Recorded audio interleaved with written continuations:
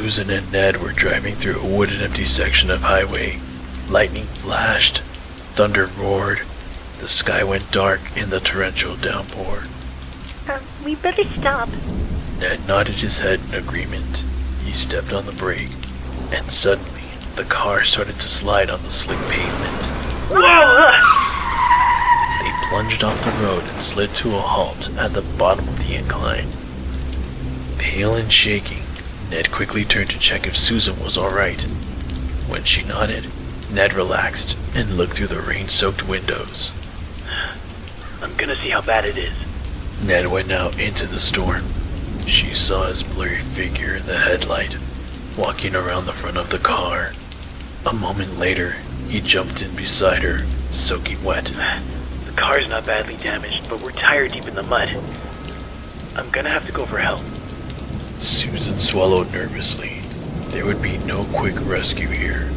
He told her to turn off the headlights and lock all the doors until he returned. Axe Murder Hollow. Although Ned hadn't said the name aloud, they both knew what he had been thinking when he told her to lock the car.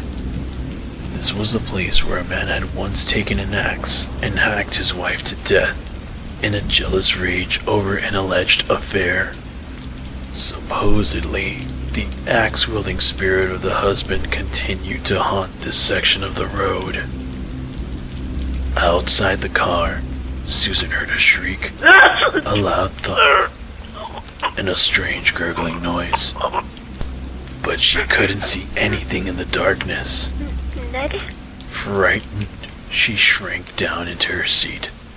She sat in silence for a while, and then she noticed another sound. It was a soft sound, like something being blown by the wind. Suddenly, the car was illuminated by a bright light. An official-sounding voice told her to get out the car. Ned must have found a police officer. Susan unlocked the door and stepped out the car. As her eyes adjusted to the bright light, she saw it. Hanging by his feet from the tree next to the car was the dead body of Ned. His bloody throat had been cut so deeply that he was nearly decapitated. The wind swung his corpse back and forth so that it thumped against the tree. Susan screamed and ran toward the voice in the light.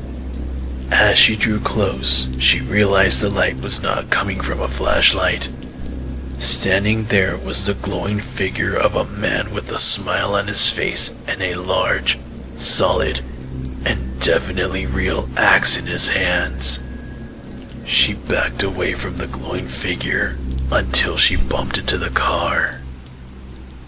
Playing around with my back was turned. You've been very naughty.